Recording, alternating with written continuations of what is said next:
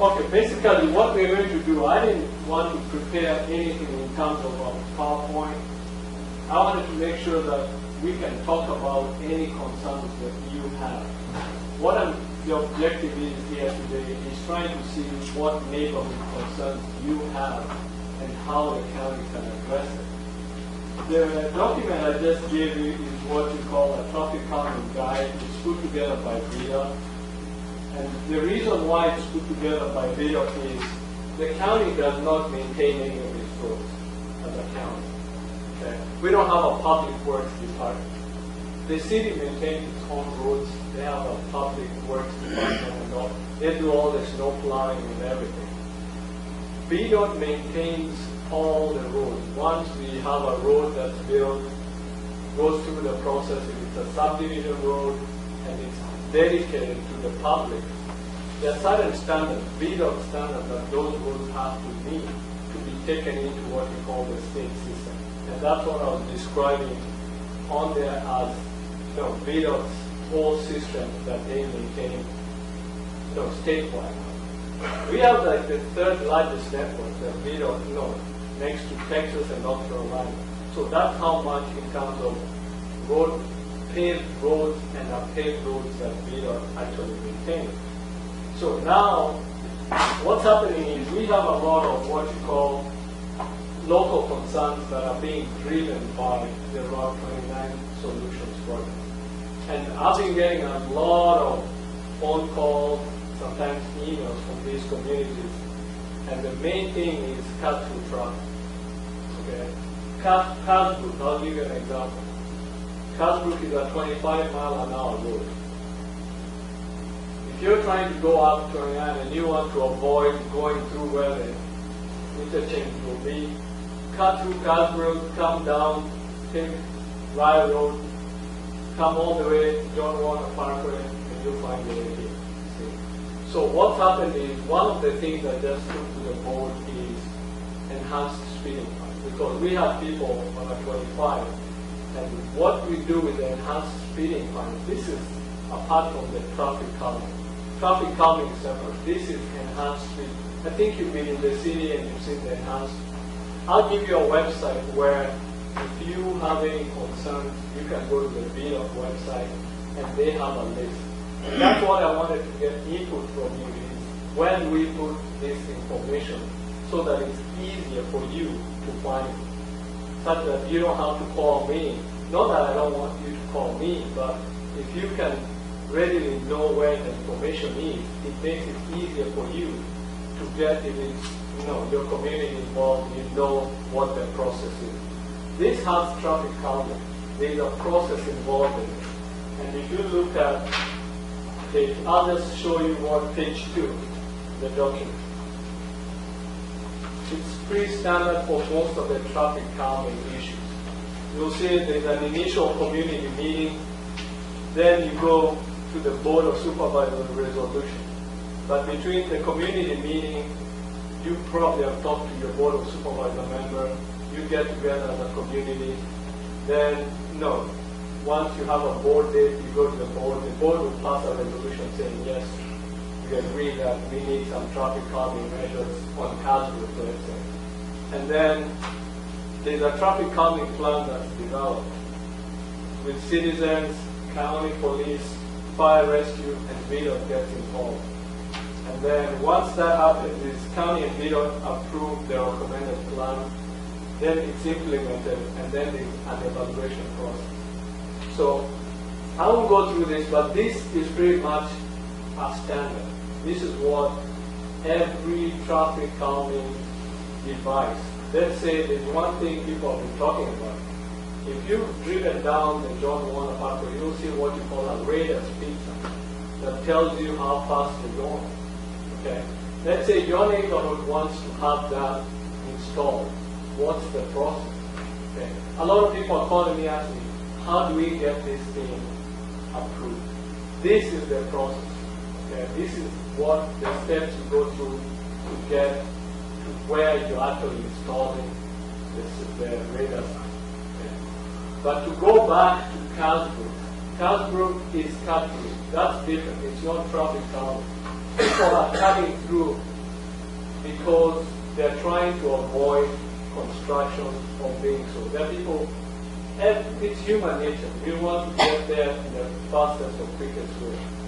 So as I said, I went to the board recently and I got what you call $200 enhanced speeding fine. Signs. If you go out there, speed limit is 25. So how do you get that done?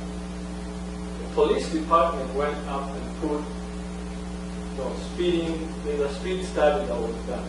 There's a box that's placed at a side location that you don't know. So they do this over a period of time. It might be Tuesday, Wednesday, Thursday, for maybe 2 weeks or 3 weeks. And then what we do, we tally up the data and see what the speed, how many people are going. Believe me, you'll be amazed. I told you there was somebody doing 60 and 25. Yes. 60. Yeah, you see the data and your jaw will drop. So what we do is usually what you call an 85. Most of us will drive within a certain speed. 85% of us. If you ever hear what you call an 85th percentile, it's like the normal. Okay? Most of us here, if we got into cars and drove through a road, and we knew what the speed limit was, we would probably stay within a margin of if it's 25, somebody would go 27, somebody else would go 26, there are those who would actually go 24.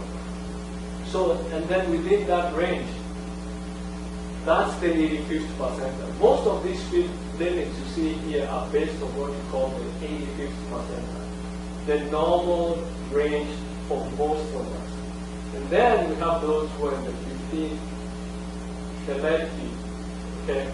Those are the ones who push the limit. They'll do 50 on a 25, 45 on a 45. Okay? Those are the ones who now we have to enforce. We have to make sure we enforce and we make sure that they know there are penalties for speeding. Okay? So all of us will probably be within the 85th percentile. So what we do with that 15%? Okay? So when they cut through traffic, you'll find that there may be 10 who are within the 15. That'll push the whole thing up. You'll hear concerns, people saying, hey, people are speeding through my neighborhood. So that's when the police department goes out and puts those. We can't just go and change speed limits on our way. There has to be a study that's done. So the police department has a device, we put it out there, we do a speed study. We mark the number of days. If you wanted a copy of it, I could actually show it to you. We put it maybe, most days it's Tuesday, Wednesday, Thursday. Can anybody guess why it's on those days? Because people go to work. Yes. Most cases we avoid Mondays because there are some people who actually have flexible schedules. It's better Tuesday. It's like getting the peak in terms of people using the road. Friday, some people are off. Okay? So, and we always try to take it when schools are open. Why? You get the full impact of the road use. Okay? So these speeding studies are done strategically. You just don't pick a day and time. So you do it strategically. So like on Casbrook Drive, it was done 3 days, Tuesday, Wednesday, Thursday. Okay? Speed limit is 25. Who can guess what the average speed was? 45. Close. It was actually almost 35. Okay? So once you get So the... I have a question. Yes. When you do that, that's what the public uses the correct speed. Why is it the speed of 35? Because what happens is, that's a good question, because the 85th percentile speed is captured on that study. So the 85th percentile, 35? No. 85th percentile, out of the data, we can get the 85th percentile.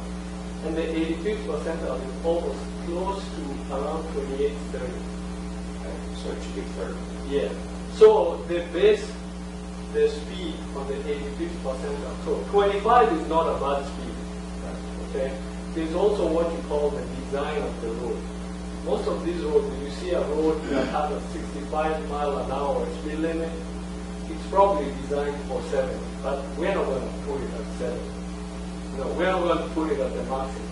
So that's why you're given 5 miles. For this one, if you're doing 60 on a 55, most cases won't give you a 60. But if you're going 75, you're going to get a ticket. Okay? Because if you look at the range, that's where it past the 85th percentile. So most of us will drive within a certain speed. So it was around 30, 33. So it means there was a speeding problem. Okay? So that's what the study was for. But my question is there, and I'm not arguing. Yeah, I know what you're. Why don't we is put there a it? speeding problem, or now?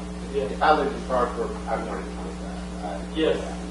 But is the reality, is it a speeding problem or is it a speed limit problem? It's a speeding problem because with the study, there's actually you will see what the 85th percentile speed is. It's actually close to the speed limit. It's close to the speed limit. I misunderstood you. I thought you said it was 33. Yeah, but there was the 85th, but the higher one, the speed average. The 15% raises it to 30. Correct. Is what he's saying. Yes. Because they're going, some of them are going I'm 60 going so miles far, per hour. so they push it up. They push the average up, but not the 85th percentile speed. 85th is 28. Yeah, around 28. Yeah, I misunderstood. So it tells you that the speed limit is right, but there are some people who are speeding.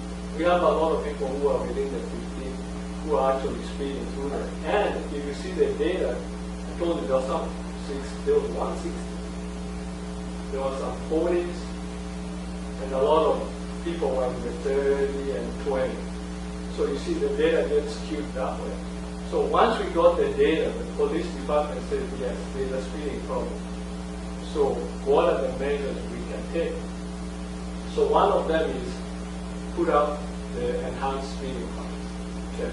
Those just got put up. So if you're driving through Kansas Drive, there is 200 enhanced speeding fines on there. When did you put those signs up? Within a week or two of them. Because I saw them on Monday. I was like, I never noticed that before. I better slow down. Yeah, they're out there. So how do you involve the community in these decisions?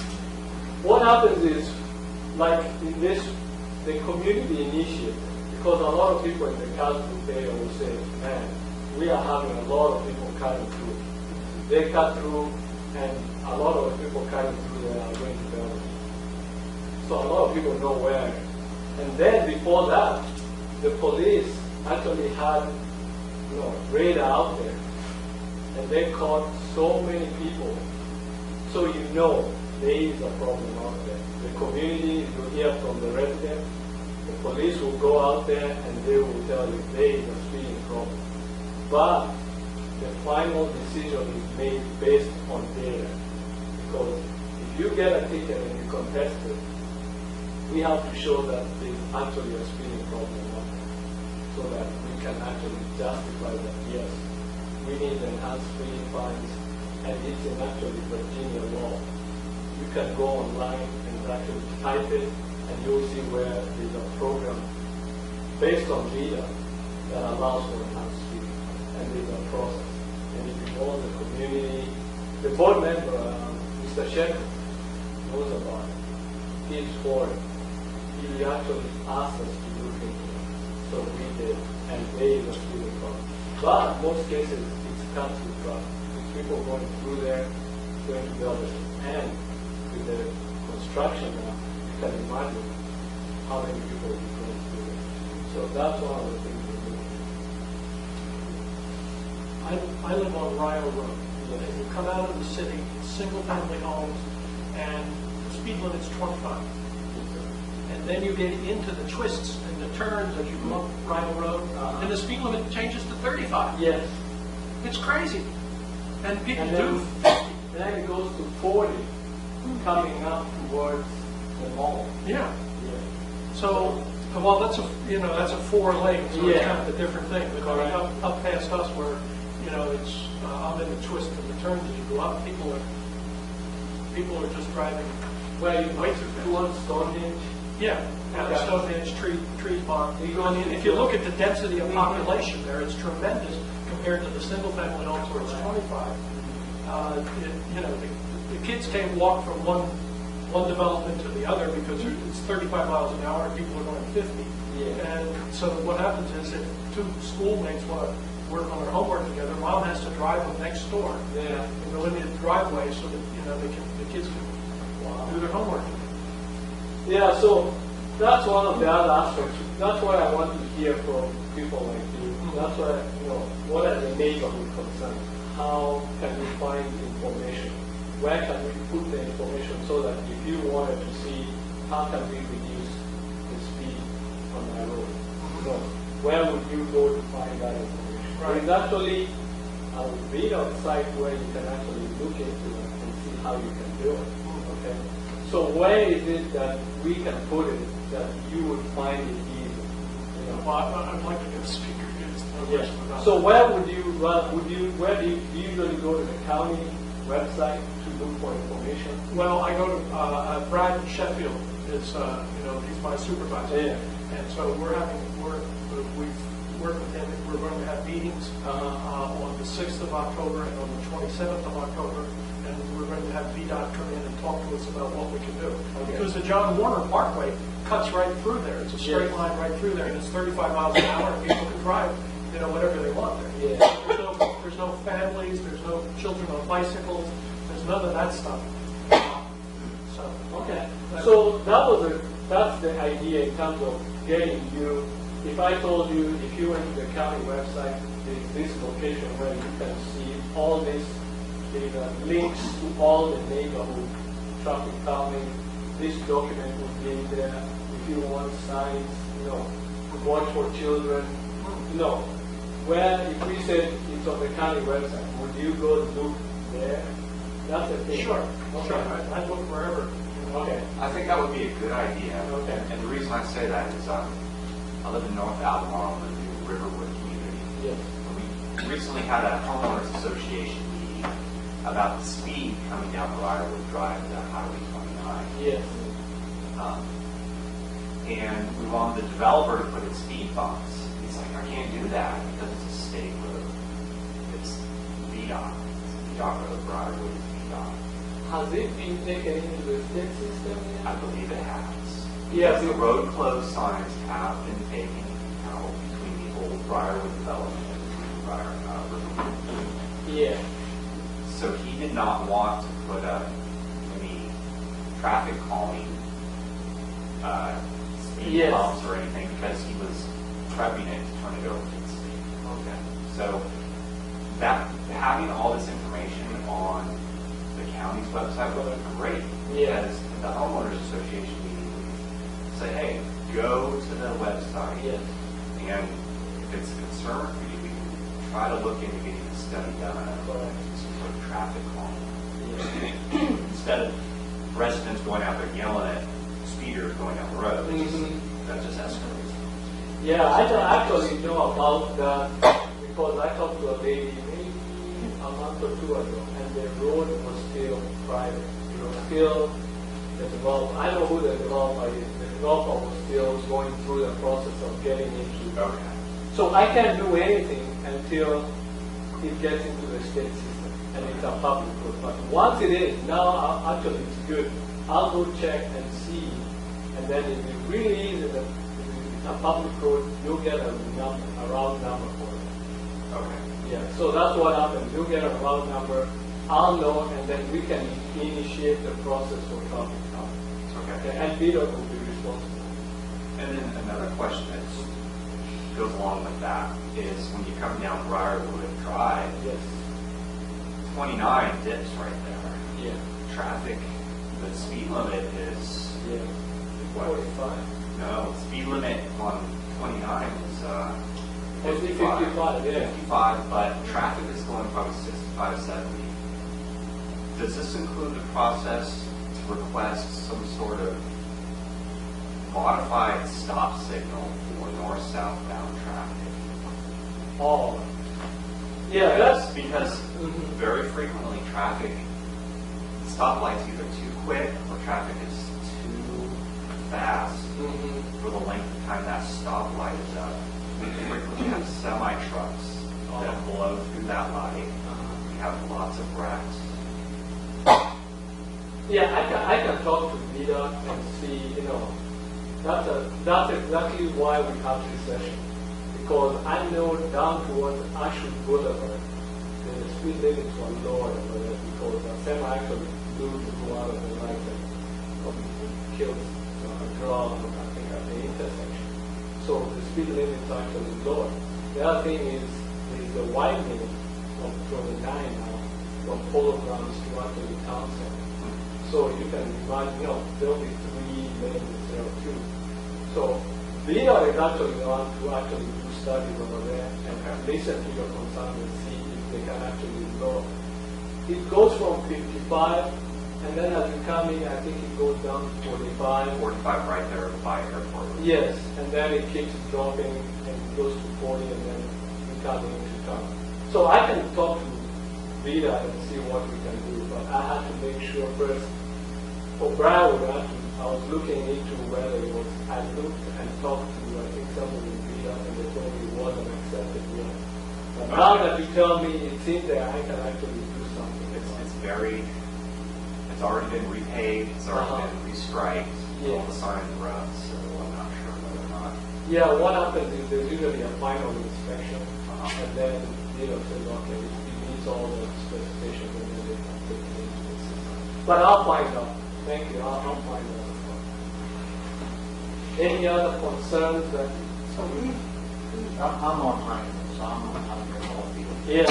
Old Brook, Yeah. off of Carsbrook. And one of the big issues of Northfield is Huntington, there's no sidewalks, no bike lanes. Old Brook is not in the sense it's got sidewalks. Yeah. Parking on one side, I think that kind of controls the speed of the impressions of it. But who do you talk to about possibility of bike lanes or walk lanes or something like that on those roads that don't have it? Right now, like Huntington and Northfield don't have any of that, no sidewalks and all. So it's really hard for, we've got a lot of runners now. Yeah. So one thought I had was, is it should at least, right now, it's pretty much the whole road and people are all over it. And I don't know whether it's wide enough to do that or not, but who would I talk to? It's mostly, now that you talk to me, I can initiate that and talk to Vita, and we have to look at the width of the road and see if there is enough in terms of shoulder width. Yeah, I mean, that's obviously an issue, but that would be really, at least, the problem we got right now, I mean, and we talked to some people about sidewalks, but that's not in the long-term plan at all, the sidewalk in those areas. But even I think if we could designate walk areas or bike areas or whatever, at least we would try to funnel the traffic in those certain areas. So right now, it's not. Is it something that has community-wide support? Well, I mean, I'm chair of homeowners association. Okay. We're trying to get back together. Good. And that would be obviously Yes. something I would take to the community before we did it, but I'm just looking at options. Speeding, obviously, speeding is one issue through there, but I think walkability, a lot more runners now, they have bike areas and stuff, and so it's an option. Let us know, because one of the things that we do is, I think was told it has been resurfaced, but roads are programmed for resurfacing. We can get with VDOT to see whether the right of way allows for wider shoulders to be paved, or whether the road can be narrowed. One of the roads in that Northfield actually years ago was actually narrowed a little bit, and edge striping was put in. That was kind of our request to try to make it a little bit more bike friendly. But it is literally widening the road very much. Widening all we did. We can put the striping together a little bit so it looks like a wider shoulder. If there's right of way, if you have to do that, they will consider handling it. Or it could be a CIP project to actually part of the right of way, or the right of way there, paving to the extent without servicing it's right These, again, we work, again, some concerns we've got is there's no walkability in that area. Bike, people are biking from there, getting on John Moore Parkway, coming in. Like I said, I don't, the people we talked to said sidewalks are not in the future in those areas. So it's one option if we could allow the bike lane or a bike lane. But if we could have some studies. Yeah.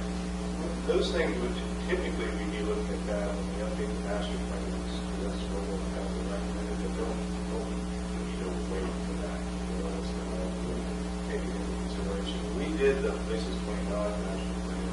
There wasn't, my recollection was that there wasn't a great sentiment in those neighborhoods to want improvements in the areas that were going to be emphasized. So what's happened in Northfield's Huntington area is there's a generation turnover that's just started, and a lot of the homes have come up for sale, and a lot of young people now are buying, so you have a major generation change. I think there's a philosophical change. So it's pretty neat. I mean, it's been the last few years I've been at this, almost 30 years. Not surprised at all. I think if you looked at the map, I believe it's Northfield, but it is actually very good.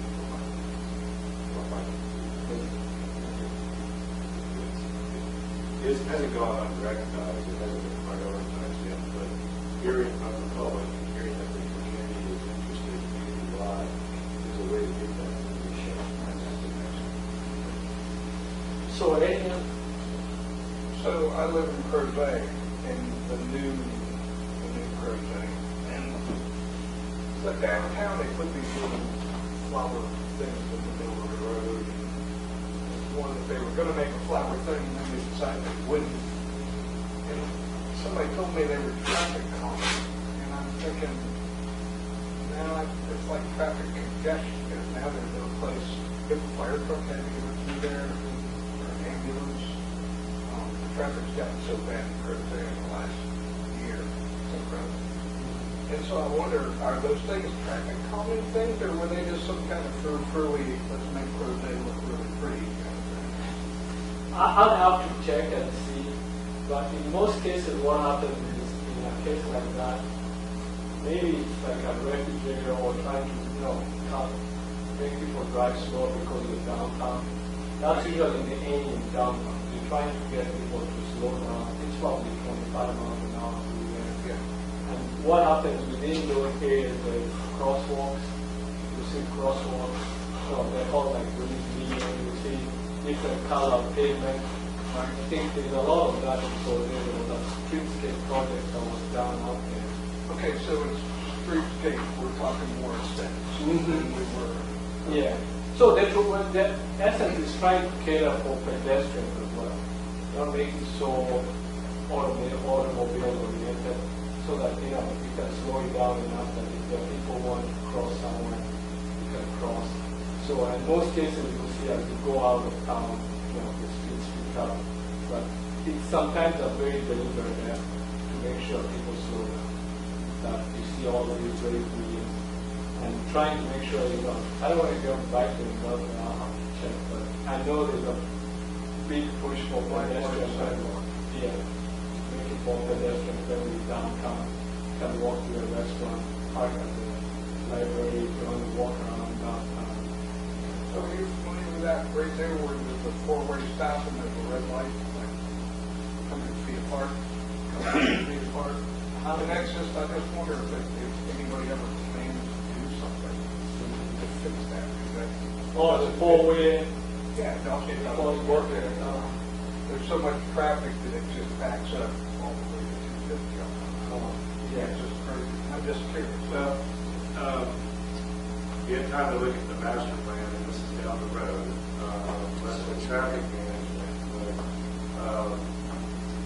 the road that goes by the library is intended to go through, and it's essentially parallel Greenhouse Road all the way to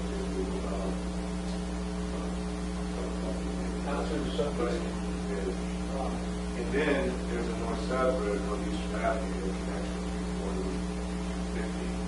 And then over the long term, what we hope is that you create a parallel road network that sort of allows the traffic to split a little bit. So you're not so much widening the main street, but creating an alternative to allow the traffic to split up. The issue with the intersection itself and trying to improve the function of it, the railroad overpass creates a lot of that improvements because of the sight distance. And I think that's part of the reason why the traffic lights have to square because of sight distance issue. And that's going to be a tougher nut to crack. That might be a character of Crozet that we're going to have to live with for a long time until the railroad decides to raise its bridge or something. But the bigger picture is to create a network that kind of diffuses that road traffic to multiple. And that Lawrence Lumber study, that's currently being studied, part of that ultimate development will create that extension of Library Avenue. So that's So more. something on the website tells us when that might happen, when those roads plan to be interconnected. Well, one of them is a CIP project that transportation use can have the connection. Because a lot of the road is actually built in subdivision. So what has resulted in gaps that are part of the public project is there's no developable land where the development is going to do that connection, where the original farm to the existing residential development. So the CIP, and when a project is funded in sort of the public process, there isn't one that really goes to the area to individuals, but we utilize the advisory council. They are the advisory council, the Crozet Advisory Council, is one of the ones that kind of help to push the process along with those initiatives. So probably your best source is just to dive into the citizens. The city. And you can always talk to me. Yeah, really. I mean, we're kind of hard to get early on the meetings. I have a question about walkability. 29 North, Old Road, Briarwood. The developer owns basically both sides of the road. He's actually my homeowner association president right now. The residents brought up the fact of why can't we build a raised pedestrian bridge across 29 from Boulders to Briarwood Drive. What's your take on that? I mean, there's no. I live a half mile from work. I work at Ravana Station. I have to drive because I can't get across 29. There's a whole bunch of other people that would like to get across 29 by foot or bike to make it walkable. Can the county request that the developer wants to develop a whole bunch of land on both sides of 29, create some sort of pedestrian overpass for walkability? The opportunities to request a developer to do that and to take on those costs usually are associated with the applicant selling the property. In the case of Briarwood, I think that was originally planned to develop, although there was a recent portion that was originally planned back in the 70s. The engine site and the main station was actually federal project, even though property development on Mr. Wood, it's actually federal project, for example. We didn't have the ability even to go to the first road on the state when we were doing that in the 70s and by that decision. And because as federal projects, we didn't have the authority to make this work. It can be done. Bruce, as experience as a planning commissioner, could chime in, but there are negotiation processes with these zones. We try to identify project improvements that have a rational nexus to the project that we propose, if there is, and that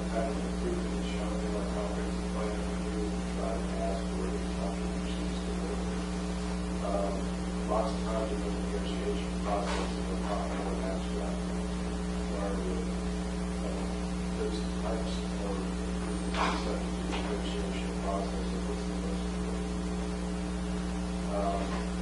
In the 29 North area, I think just also showed there are a lot of existing zoning. So the property weren't necessarily subject to zoning request density development already there. So we actually approved a lot of development in that area that has a lot of latitude to pass and opportunity pass.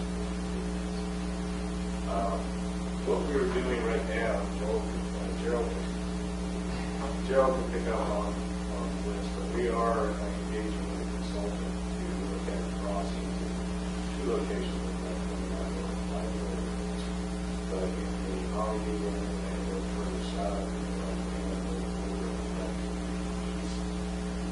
great separated crossings typically are areas where a lot of kids cross.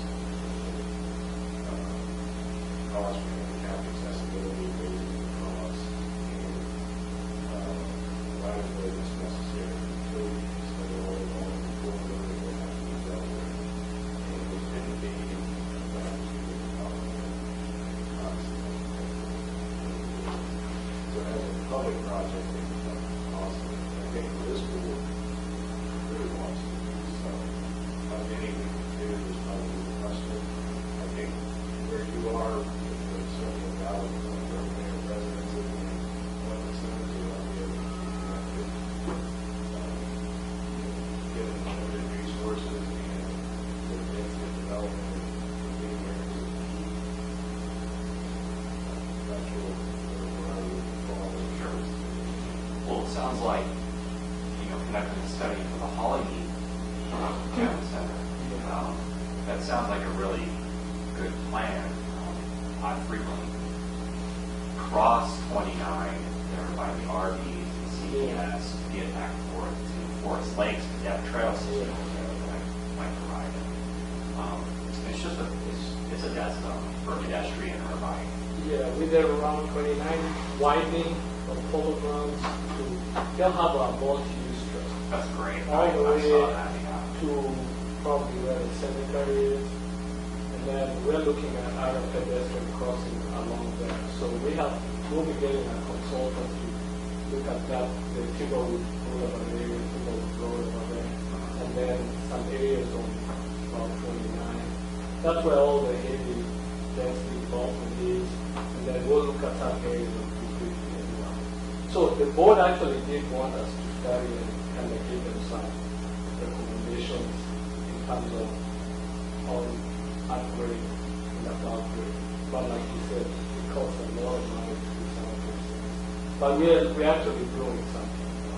There is an objective of the transportation plan section of the document that speaks specifically to dealing with areas and crossings between those connections with railroad crossings. It's actually a particular objective that we discussed. We recognized all along that we created is a sort of a spine that relies on people across this major area. So I think getting our feet wet in the crosswalk and the study goes well for the future. The question is whether it's in 5 years or 10 years. So I'm looking to see if we can put some things on the county website. That would be something, and then we can at least let like your community know that if you need something like children at play side, you want the speed reduced. It has a whole list of things that you can actually click on, go read. This document is on there as well. So what I wanted to get out of this is see what would help you and help me, because then that way, if you have the information, it makes it easier for you to know what the process is. And then if I can put it somewhere where you can find it ready, we can actually have an easier time in terms of trying to get through the process and coming to the board. If we have to get a resolution, we already know what the steps are. So thank you so much for coming. Yeah.